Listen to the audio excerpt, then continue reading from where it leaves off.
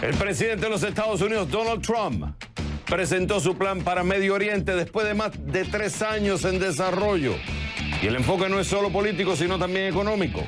Por eso pregunto, ¿el plan económico de Trump para la paz entre Israel y Palestina funcionará? Lo discutimos. Mientras Donald Trump se enfrenta a una posible destitución de su cargo, los mercados, Wall Street, ha hecho caso omiso de la acusación y continúan marchando más alto en los últimos 3 meses. Pregunto, ¿por qué es Wall Street indiferente al juicio político a Trump? Lo analizamos. El presidente del directorio ejecutivo de Alphabet y Google, Sundar Pichai, dice que la combinación de la inteligencia artificial y la computación cuántica nos ayudará a abordar algunos de los problemas más grandes que enfrentamos en la sociedad. Por eso pregunto, ¿son la computadora cuántica y la inteligencia artificial la solución para el futuro? Lo discutimos.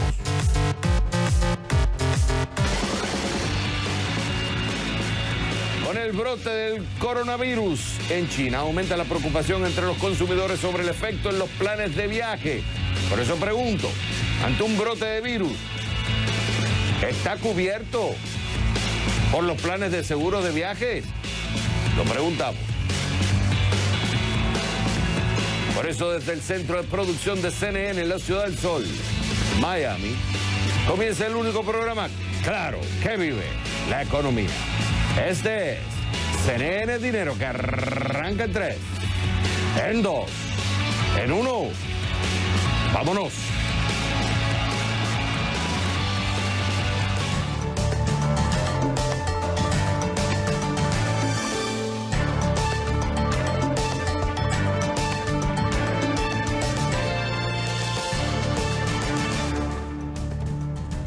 Hola mi gente, bienvenidos a CNN Dinero. Te saluda Xavier Servia. ¿Lista? ¿Listo?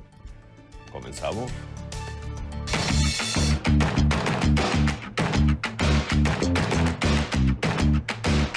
El presidente de los Estados Unidos, Donald Trump, presenta su plan para Medio Oriente. Después de más de 3 años en desarrollo, el enfoque no es solo político, sino también económico.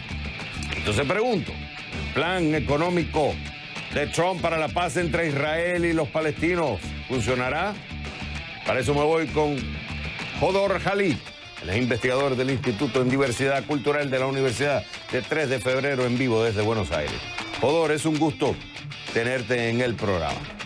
Ok, aquí tengo un resumen del plan Peace to Prosperity. Son más de 80 páginas. Es interesante. Hay muchos temas importantes dentro del tema palestino-israelí. El tema del territorio, está la autodeterminación y el tema del sovereignty o la soberanía. El tema de los asentamientos, los refugees, Jerusalén, Gaza, la seguridad, el tema económico, los prisioneros. Ahora, es interesante porque este plan lo dividen en 2 frames. Hay un frame político y hay un frame económico. Cuando tú lo ves, no sé si tuviste la oportunidad de leer el plan, pero lo que has visto hasta ahora, ¿qué te parece? ¿Es algo positivo para traer una solución a un problema que se viene arrastrando hace muchas generaciones?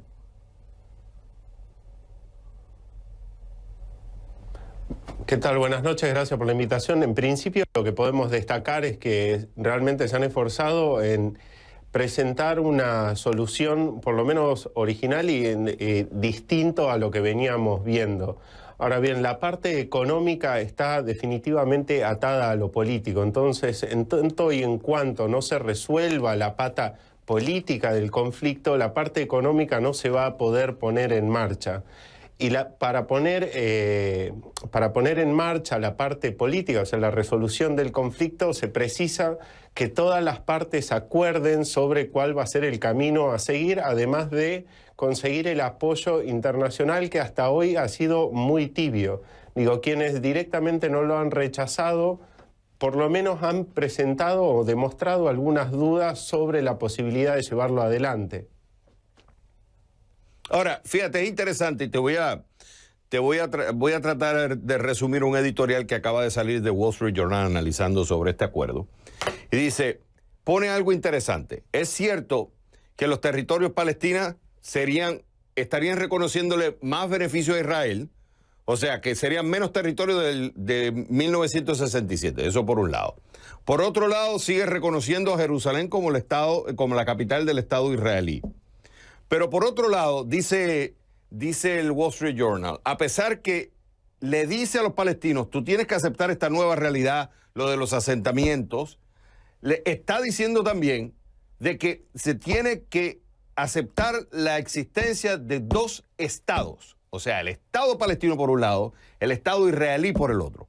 Y que una forma de presionar a Europa de que tiene que aceptar esa realidad, de presionar a los palestinos que acepten esta realidad. Pero es interesante, y por eso decía el enfoque económico, porque uno de los mapas que ellos ponen en el plan es crear una especie de túnel que estaría conectando a West Bank y a Gaza, lo cual algunos ultraderechas, dice el editorial, no estarían de acuerdo con esto. O sea que por un lado sí, le está dando a los palestinos diciéndole tienes que aceptar la realidad que Israel pues tiene más espacio territorial, el tema de los asentamientos, pero por otro lado le está diciendo a la derecha israelí, tienes que aceptar de que tiene que existir un Estado palestino, de que ellos también pueden desarrollarse económicamente, de que hay que generar comercio con ellos, de que hay que construir túneles, de que de alguna forma ellos, con una infraestructura y una inversión multimillonaria, también puedan ser un Estado independiente. O sea, que le da a uno y le da al otro.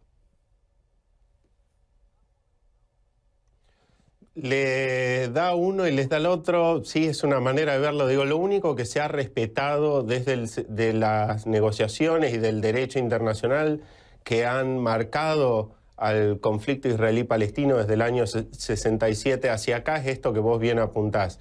El decir, bueno, vamos a establecer dos estados. Ahora, también hay que analizar cuál es el costo de establecer estos dos estados. Algo muy bien lo planteabas vos. Digo, los palestinos están perdiendo mucho más territorio todavía. Y lo que hemos visto en el último tiempo es que todos los beneficios han ido para el lado israelí. Y creo que esto ha quedado en evidencia en el sentido de que quienes han acordado el plan y lo han diseñado han sido el gobierno de Estados Unidos e Israel. No han hecho participar a los representantes del Estado palestino y por ende lo que hemos terminado de ver en el acuerdo es que beneficia marcadamente a Israel, satisface mucho más las demandas que tiene el gobierno israelí que el que tiene el gobierno palestino. Digo, y no es solo el hecho de Jerusalén, es también las pérdidas de territorio en la frontera, es también el hecho de no darle soberanía a Palestina y más importante aún es seguir no reconociendo a Palestina como un Estado, algo que 138 países han hecho y la misma Asamblea General de Naciones Unidas lo ha hecho. De hecho, incluso el secretario general de Naciones Unidas ha salido a cuestionar el acuerdo. O sea que me quedan 30 segundos para ti. Este acuerdo, aunque trata de buscar una nueva vía, de buscar una solución a un problema complicado, al final se va a quedar como los demás, se va a quedar ahí, que no va a llegar a puerto seguro. Y por lo que hemos visto hasta ahora, sí, digo, y más cuando empezamos a ver las declaraciones de los representantes de distintos estados. Digo, Egipto, si bien no lo ha rechazado directamente, lo mismo que Jordania, sí han mostrado alguna preocupación. Por otro lado, Arabia Saudita directamente lo rechazó, Rusia tampoco se subió o demostró por lo menos su apoyo. Incluso hasta el Foreign Office de Inglaterra mostró alguna preocupación sobre lo que plantea el plan. Y esto porque todos entienden de que el trato no ha sido ecuánime para las dos partes involucradas, o más interesadas en todo caso, en resolver este conflicto. Lo que hay que ver si esto lleva de nuevo una mesa de negociación y de alguna forma presionar a que cada parte tenga que ceder algo. A lo mejor puede ser por ahí la estrategia, si otros le están dando una lectura más escéptica, que esto es una cuestión política, tanto en las elecciones en Israel como en las elecciones en Estados Unidos, pero esos van a ser otros debates. Esto se sigue desarrollando, pero lo cierto es que hay un plan para atacar un serio problema como es la paz entre Israel y Palestina. Hay que ver El tiempo dirá si esto trae la solución. Él es Jodor Khalid, él es investigador del Instituto en Diversidad Cultural de la Universidad de 3 de Febrero. Estuvo en vivo desde Buenos Aires. Me encantó haberte tenido en el programa. Cuando regresemos a CNN Dinero, mientras Donald Trump se enfrenta a una posible destitución de su cargo, Wall Street, los mercados, han hecho caso omiso de la acusación y continúan marchando más alto. Pregunto, ¿por qué es que Wall Street es indiferente al juicio político contra Trump? Lo vamos a analizar con Ahmed Riesgo, el jefe de estrategia de inversiones en Insignio Financial Group, en vivo, desde Miami, al volver a The Number One, CNN. Lo vamos a analizar con Ahmed Riesgo, el jefe de estrategia de inversiones en Insignio Financial Group, en vivo con nosotros aquí en Miami. Ahmed, es un gusto tenerte en el programa. Mira, tengo esta data. Si tomamos el índice Standard & Poor's 500, este ha subido casi un 11% desde que la presidenta de la Cámara de Representantes, Nancy Pelosi, anunció una investigación formal del juicio político el pasado 24 de septiembre. Ahora tenemos el juicio político en el Senado y los índices siguen hacia arriba. La pregunta es por qué, mientras tú ves algunos, vamos a hablar ciertos sectores concentrados en este frame político, en un Washington, Wall Street sigue como que si no estuviera sucediendo algo relevante en Washington. Why? Bueno, le comento, acuérdese que el mercado lo que está reflejando más que nada, el precio lo que está reflejando son las expectativas. Y las expectativas que el Donald Trump no lo van a encontrar culpable en el Senado no han cambiado. Por esas razones, el mercado en verdad que es indiferente a lo que está pasando en este momento.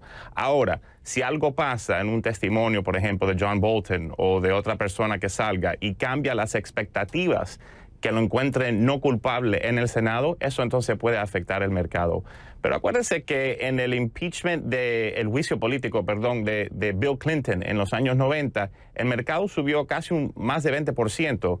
Que el mercado ha subido 11% en este momento no es tan raro, no es algo tan raro en un tema histórico, mientras que la economía siga tan fuerte. Ahora, claro, en el caso de Clinton, que es cierto también, para hacer un paralelo, no podemos hacerlo de forma exacta, pero hay un paralelo. La situación económica también era muy buena en ese entonces. El mercado iba indicando alzas y a pesar de que había el juicio contra Clinton. Ahora, varios factores. La popularidad de Clinton era una que era positiva. Segundo, el Senado, mayoría demócrata. La Cámara de Representantes era mayoría republicana, que fueron los que aprobaron el juicio político. Cuando va al Senado, mayoría demócrata decide que no. Algo similar estamos viendo con Trump. La Cámara de Representantes, mayoría demócrata, es la que decide llevar el juicio político. El Senado está en manos republicanas. Eso es lo que estaría apostando entonces el mercado. La expectativa es que como está en manos republicanas, la mayoría en el Senado, van a tomar una decisión muy similar a la que hicieron los demócratas, quise decir, con Clinton en la década del 90. Correcto. Acuérdense que Donald Trump no es muy popular a nivel nacional y con toda la población, pero entre los republicanos el apoyo de Donald Trump está a niveles históricamente altos. Él tiene aprobación de casi el 90% de los republicanos, según las encuestas más recientes. Mientras que ese soporte en su base republicana se mantenga tan fuerte, no creo que el Senado se va a atrever a encontrarlo culpable. Ok, ahora si viéramos, está claro que no sabemos qué pueda pasar. Se está apostando y es muy probable, esa es la apuesta que están haciendo, que es muy probable que los republicanos, mayoría en el Senado, decidan no seguir con el juicio político. Entonces, ¿qué pasa si sucede algo contrario? Es baja probabilidad en estos momentos, pero ¿qué pasaría si sucede lo contrario? ¿Hay alguna referencia histórica? En el caso de Nixon, el mercado en aquella época, ¿cómo estaba la economía en aquella época? Sí, bueno, le digo, en el caso de Nixon, en la época que se llamaba Watergate, en los años 70 y pico, la economía estaba en una posición mucho más débil lo que está ahora. Obviamente tuvimos otro tipo de dinámica en el precio en el mercado en ese instante. Estábamos en un bear market. Pero en este caso, con la economía tan fuerte, va a requerir básicamente un cambio de expectativas, que el mercado piense que a Donald Trump lo van a encontrar culpable y sacarlo de la presidencia. Y por ahora simplemente no estamos ahí todavía.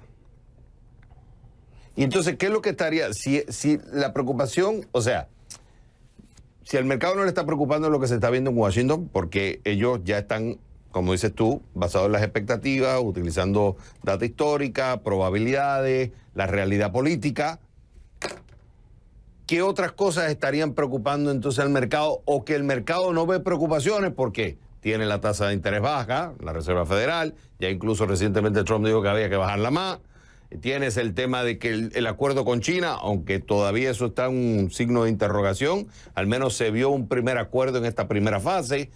O sea, ¿qué le está gustando al mercado para que veamos cómo la industria tecnológica sigue apuntalando, generando altos rendimientos? O sea, ¿qué es lo que le está gustando entonces al mercado? Bueno, si el mercado, por ejemplo, ve que este juicio político se toma mucho tiempo y empieza a impactar la popularidad del presidente y básicamente baja el chance que él sea reelegido en noviembre, eso sí puede causar que el mercado se caiga, porque entonces en ese momento lo que el mercado va a empezar a descontar es que el candidato demócrata puede salir como presidente, ¿verdad? Y si es Biden, quizás el mercado no lo tome muy malo, pero si es Bernie Sanders o Elizabeth Warren, por ejemplo, entonces eso quizás puede impactar el mercado bastante negativo. Él es Ahmed Riesgo, jefe de estrategia de inversiones en Insignio Financial Group.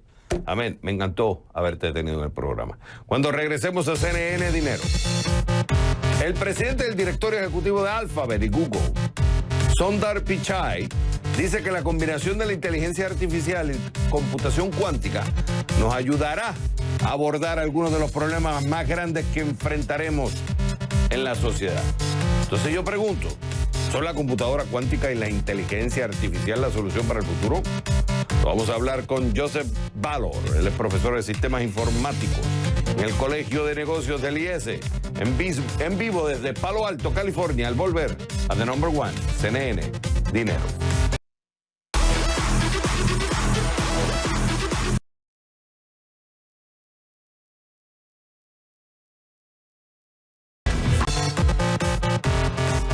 El presidente del directorio ejecutivo de Alphabet y Google, Sundar Pichai, dice que la combinación de inteligencia artificial y computación cuántica nos ayudará a abordar algunos de los problemas más grandes que enfrentaremos en la sociedad en el futuro.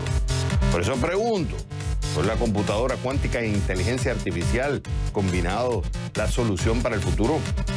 Para eso me voy con Joseph Ballor, él es profesor de sistemas informáticos en el Colegio de Negocios del IES, en vivo desde Palo Alto, California. Joseph, es un gusto tenerte en el programa. Esto lo dijo durante el evento que hubo en Davos del 2020 del World Economic Forum. Pero para poder entrar en materia de lo que él está diciendo, porque él básicamente está diciendo que la combinación de la inteligencia artificial y la computadora quantum, o la computación quantum, ayudará a resolver los problemas del mundo. O sea, el que no se combinen ambas sería un error que cometería la sociedad. Primero, ¿cómo entender de forma sencilla lo que es la computadora quantum? Bueno, la computadora cuántica lo que hace es ser capaz de, en pocas palabras, es como millones de veces más rápida que las computadoras tradicionales que tenemos ahora para un tipo muy concreto de problemas. En particular, problemas llamados combinatorios, que tienen una complejidad de resolución muy elevada. Para ese tipo concreto de problemas, y algunos de ellos de inteligencia artificial, por ejemplo, el descodificar códigos encriptados y cosas parecidas, la computación cuántica va a ser un cambio del orden de millones de veces más rápido que las computadoras actuales más rápidas que tenemos.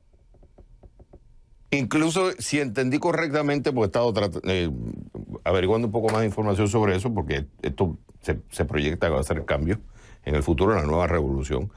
En vez de estar viendo los problemas de forma binaria, o vas por aquí o vas por acá, ella ella puede ver las probabilidades de una forma inmediata. O sea, los problemas más complejos, con muchas variables a la misma vez, los puede calcular más fácil y más rápido que el sistema actual que estamos usando en la computación. ¿Sería algo así también? Sí, también, porque en lugar de ser 0 o 1, puede tener todos los estados intermedios. De hecho, para que tengamos una idea, las computadoras cuánticas más grandes de ese momento tienen 16 qubits, o sea, 16 unidades de proceso, solo 16. Cuando una computadora normal de sobremesa tiene millones de bits de procesador. O sea que estamos hablando de un orden de magnitud estratosférico, ¿no? Es exponencial, digamos. O sea, es como el exponente. En lugar de doblar, cuando doblas, en lugar de doblar, multiplica, es el exponente, ¿no? Entonces, lo que estás haciendo es un escalado exponencial conforme añades más qubits. Pero tardaremos en ver esto, ¿eh? Estuve ayer en una presentación del jefe de investigación de IBM, que vino aquí a dar una charla a nuestros alumnos, y la realidad es que él mismo dice que para que esto funcione a escala industrial pasarán todavía algunos años. Pero okay. Está ahí. Cuando está ahí, la realidad es que está ahí. Cuando tú escuchas, por ejemplo, el CEO de Alphabet diciendo lo que dice, ¿qué es lo que tú ves? ¿Qué es lo que tú piensas? ¿Qué te preocupa? Me preocupa porque no hay ningún tipo de regulación que evite que este tipo de tecnologías, en particular la inteligencia artificial, que podrá estar manejada mucho más profundamente con estas tecnologías, se use de manera, digamos, muy intrusiva, ¿no? Será posible hacer millones de reconocimientos faciales en un segundo, por ejemplo, ¿no? Ese tipo de cosas se va a poder hacer con mucha facilidad. Entonces, esto, si no hay una regulación que nos defienda a nosotros, los ciudadanos, de alguna manera, vamos a tener algún problema. Y yo creo que el mismo Pichey que decías tú, él decía en Davos también que quería una regulación. Ellos también quieren una cierta regulación para no encontrarse desprotegidos también.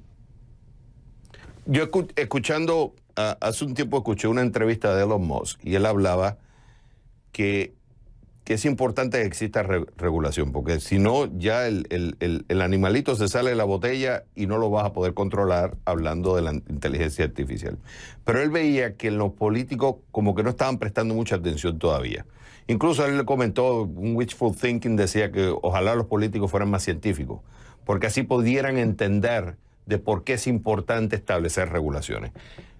En un minuto, ¿no será que el sistema regulatorio está muy atrasado y no estamos corriendo al mismo ritmo del desarrollo de la tecnología, y eso puede ser negativo en el futuro?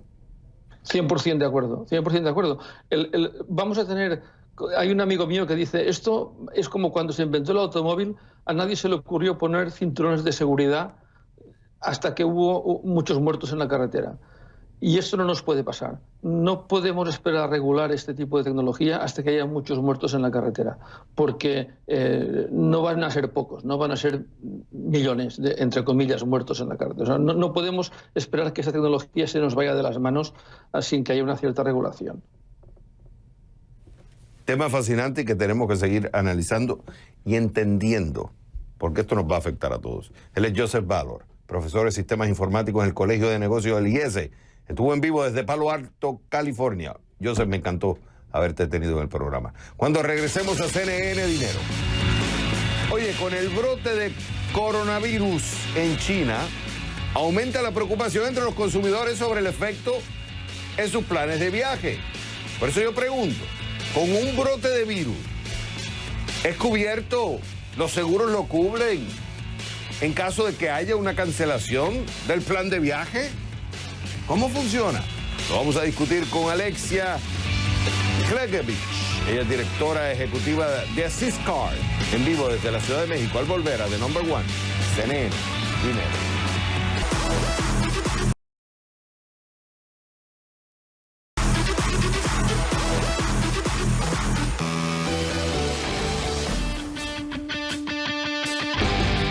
Hola mi gente, te quiero invitar. Vamos a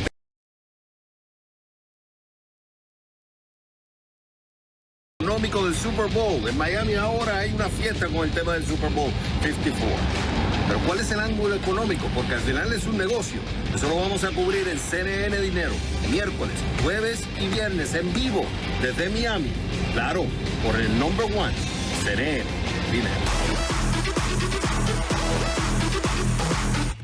Para eso me voy con Alexia Keglevich, presidenta, CEO de Aziz Card, en vivo desde la Ciudad de México. Alexia, es un gusto tenerte en el programa. Es que me río porque tenemos un debate que si directora ejecutiva, que lo traducen, CEO, es CEO de Aziz Card. Oye, Alexia, me encanta tenerte en el programa. Oye, un tema relevante con todo esto del virus. Muchas gracias, Javier. Y mucha gente se está preocupando porque han hecho muchos planes de viajes y aquí muchos compran póliza de seguro de viajero. Ante un virus, por ejemplo, un brote de virus, si una persona hizo un plan de viaje y lo cancela, ¿las compañías de seguro le reembolsan el dinero por la existencia de un virus? Depende de la compañía de seguros. Aziz Card absolutamente sí, y es un seguro de cancelación de viaje por medidas extremas, en este caso asistencia o por medidas médicas, ¿no? O sea, que tú tendrías que hacer, porque aquí tengo datos que en algunas pólizas no lo cubren, pero si tú quieres que te cubran, tú tendrías que hacer un upgrade donde que sería este tipo de póliza que la cancelarías por cualquier razón. Ahora, si tú compras póliza que tienen esa cláusula que tú cancelarías por cualquier razón, puedo inferir que es mucho más cara.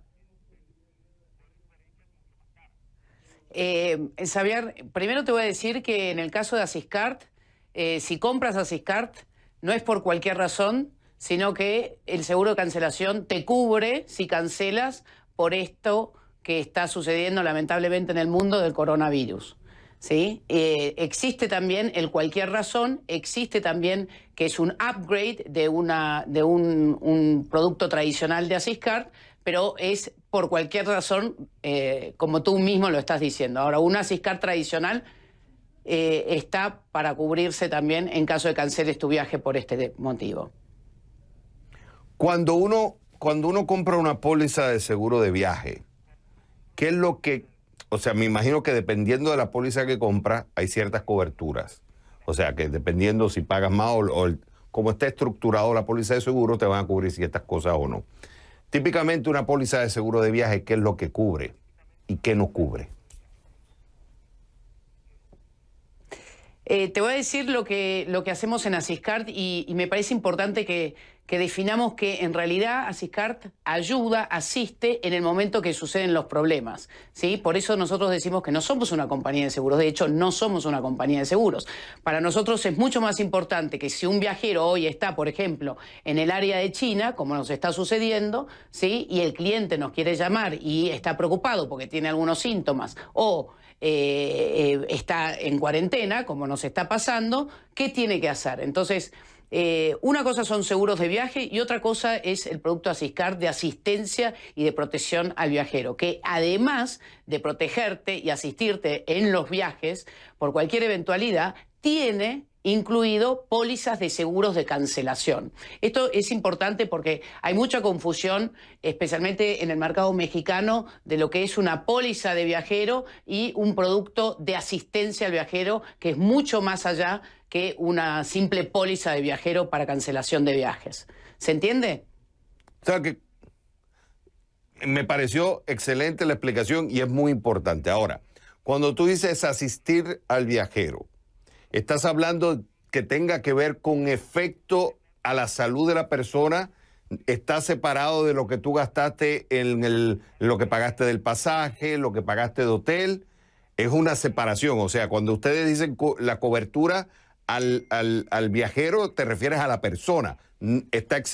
O sea, se separa el tema del costo del viaje, del hotel, etcétera. para nosotros es muchísimo más importante cuidar al viajero más que el costo económico del viaje. Es mucho más importante una vida y la salud de nuestros clientes. Entonces, nosotros hacemos mucho hincapié en la salud, pero también hay otros imprevistos que suceden durante un viaje, que son mucho más comunes de lo que uno se puede imaginar: la pérdida de maletas, la pérdida de documentos, atracos, caídas.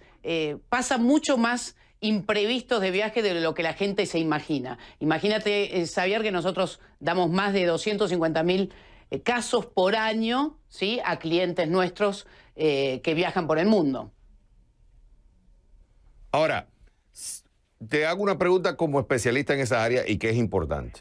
Si una persona va a planificar un viaje en el futuro, ¿cuáles son las cosas que tiene que ver de riesgo? Porque lo que hacen las pólizas es básicamente tú estás transfiriendo el riesgo a alguien a cambio de pagar una prima, lo cual es manejo de riesgo.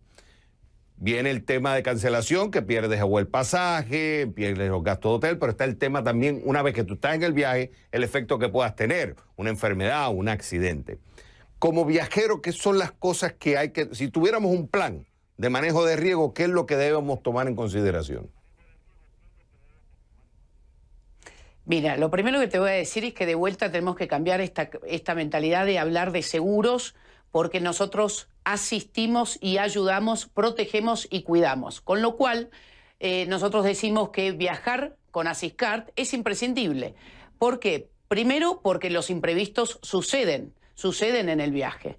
Los accidentes están, las enfermedades están, mucho más seguido de cualquier viajero experimentado sabe que hay imprevistos, que las maletas no llegan, ¿sí? Uno puede inclusive ser precavido con algunas cosas, como por ejemplo ponerse protección solar cuando va al Caribe, ¿sí? Sin embargo, hay cosas que están fuera de su control, como una gastroenteritis, que es muy común en zonas, ¿no? Entonces, ¿qué tiene que tener en cuenta un viajero antes de viajar? Primero, saber que según los diferentes destinos, uno se expone a diferentes riesgos, ¿sí? El Caribe es una zona, por supuesto África es otra, Europa tiene otro tipo de inconvenientes, pero lo cierto es que todo se puede solucionar. La buena noticia es que todo se puede solucionar y muy simple y de una manera muy económica, si se quiere decir, respecto del costo de un viaje. Entonces, un producto como Asiscard lo puedes comprar en agencia de viajes, en la web, en los aeropuertos, a través de telemarketing, a través de nuestra app, ¿sí? Es muy simple de adquirir. Y por supuesto también hay veces que viene incluido mismo en el pasaje o en el tour que has comprado, en el paquete turístico que has comprado, ¿sí? Lo más importante es que sepan todos los viajeros, porque esto sí es algo nuevo en el 2020. Hoy, cuando la industria de los viajes está creciendo de esta manera tan exponencial, saber que los imprevistos están y que hay que viajar protegidos, y que hay que prepararse, hay que cuidarse, porque hasta el viaje... tú puedes estar gastando $5.000 en un viaje y por no tener un Asiscard puedes necesitar un médico que te sale $500 en Miami. Tú estás en Miami, sabes perfectamente que un médico mínimo, una entrada al IAR, no baja de $3.500, Xavier. O sea, te puedes evitar todos estos costos simplemente adquiriendo un producto. Son imprevistos, Alexia, que no podemos controlar y es una realidad. Lo importante en todo hay que leer la letra pequeña, pero es cierto también que hay muchos imprevistos. Mira lo que está pasando ahora con un virus y hay que estar preparado a eso, porque la realidad del mundo es que esas cosas suceden. Ella es Alexia Keglevich, CEO de Asiscard. Estuvo en vivo desde Ciudad de México. Me encantó, Alexia, tenerte en el programa. Cuando regresemos... Estas son las breves económicas de CNN Dinero. La compañía de cannabis MedMen Enterprises se ha retrasado en el pago a proveedores y trabaja con una firma consultora para cumplir con la cancelación de sus deudas. La empresa, que se perfilaba como una de las principales de la naciente industria, ahora estudia ofrecer sus acciones como forma de pago. En un esfuerzo por recortar costos, ha reducido empleos, vendido tiendas y negociado condiciones. Según las autoridades económicas, su tren de gastos es prácticamente el mismo que el de inversión. Chipotle accedió a pagar $1.300.000 de multa por haber violado más de 13,000 veces las leyes de trabajo infantil en Massachusetts. El fiscal encargado del caso criticó a la cadena de comida rápida por haber obviado la legislación entre 2015 y 2019 en más de 50 establecimientos. Adolescentes forzados a trabajar sin permiso hasta tarde en la noche y por demasiadas horas durante la semana son algunos de los señalamientos. Starbucks ha cerrado más de la mitad de sus 4.300 tiendas en China por temor al coronavirus en la ciudad de Wuhan. La cadena aseguró que continúa monitoreando la situación y modificando las horas operativas. Se espera que la medida sea solo temporal.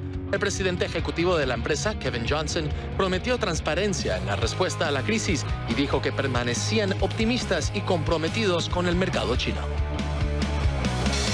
Las acciones de Harley-Davidson cayeron 3% este martes, en una continuación de tendencia a la baja que ha alcanzado 10% en lo que va de este 2020. Además, a esto se suma que las ventas en Estados Unidos disminuyeron 3% en el cuarto trimestre de 2019 y 5% en todo el año. Internacionalmente tuvieron un comportamiento más auspicioso, con la subida del 6% en Asia. Sin embargo, esto no fue suficiente para compensar en otros países. Al final, resultó una caída de 1,4% en ventas internacionales. Estas fueron otras breves económicas de CNN Dinero. Estas son las breves tecnológicas de CNN Dinero. Huawei ayudará a construir las redes 5G del Reino Unido. La tecnológica china ya tiene el visto bueno del gobierno británico, pero esa decisión podría complicar la relación entre Londres y Washington. Los operadores móviles británicos podrán usar equipos de Huawei a pesar de que la administración Trump aboga por un veto total, alegando que China podría usar esos aparatos para el espionaje. Mackenzie Bezos redujo su participación en Amazon. La ex esposa de Jeff Bezos se deshizo de acciones valoradas en $370 millones. No está claro si las vendió o las donó a una organización benéfica. La operación representa un 1% de su participación en el gigante del comercio electrónico. Tras el divorcio, Mackenzie recibió el 4% de las acciones de Amazon, si bien Jeff Bezos se quedó con el derecho de voto de las mismas. 3M es conocida por fabricar los Post-its y las cintas adhesivas Scotch, pero no todos saben que se situó entre las empresas con peor desempeño en el Dow Jones el año pasado. El conglomerado despedirá a 1.500 empleados y la empresa reportó ventas y ganancias por debajo de los objetivos en el cuarto trimestre y la perspectiva para 2020 también fue decepcionante.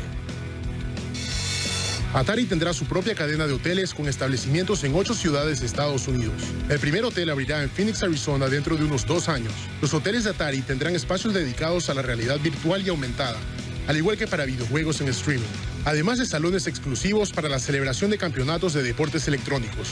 Estas son las breves tecnológicas de CNN Dinero.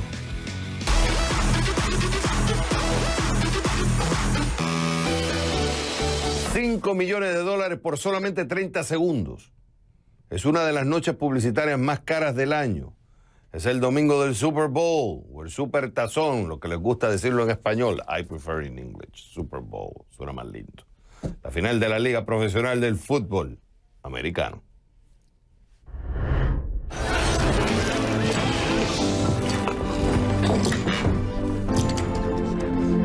I got the horses in the back. Horse tack is attached. Can nobody tell me nothing? You can't tell me nothing.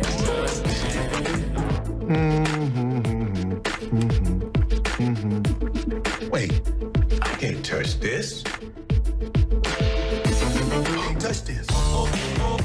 Why you standing there, man? You can't touch this. Time for this snack to get a snack.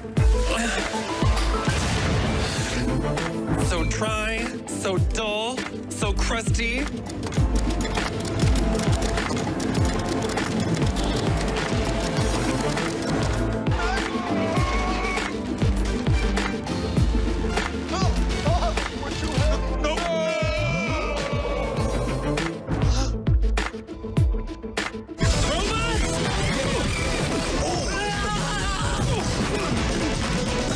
So proud I can squat you. I'm Bonnie. I'm Vivian. And we're the makers of Bon and Viv Spiked Seltzer.